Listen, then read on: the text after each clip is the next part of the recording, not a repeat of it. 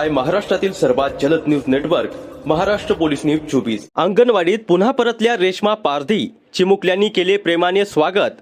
पुणे जिल्ह्याच्या आंबेगाव तालुक्यातील अंगणवाडी सेविका रेश्मा पारधी यांनी अंगणवाडीतील मुलांना दिल्या जाणाऱ्या निकृष्ट दर्जाच्या पोषण आहाराबाबत आवाज उठवला होता। या प्रकरणानंतर त्यांच्यावर निलंबनाची कारवाई करण्यात आली होती। मात्र त्यांनी मांडलेल्या मुद्द्यांचा आणि संपूर्ण प्रकरणाचा आढावा समोर आल्यानंतर त्यांना पुन्हा सेवेत रुजू करण्यात आले। यानंतर आंबेगाव तालुक्यातील नंबरवाडी येथील अंगणवाडीत रेश्मा पारधी पुन्हा दाखल झाल्या। आज त्या पुन्हा त्याच अंगणवाडीत आपले कर्तव्य बजावत असून त्यांच्या उपस्थितीत मुले आनंदाने शिक्षण घेत आहेत आणि पोषण आहाराचा लाभ घेत आहेत। निकृष्ट पोषण आहाराविरोधात आवाज उठवणाऱ्या रेश्मा पारधी यांच्या पुनरागमनानंतर अंगणवाडीतील वातावरण पुन्हा आनंदी झाले आहे।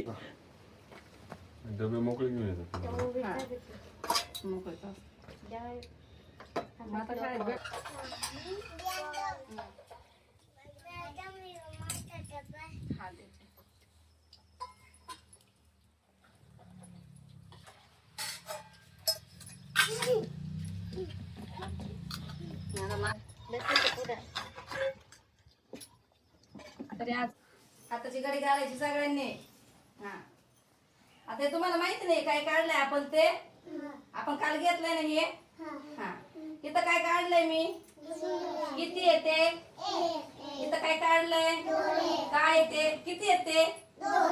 हा इथं काय काढलंय मी त्रिकोण। त्रिकोणाला कोण किती असतात 3 1 2 3। हे काय आहे 1 2 3 4।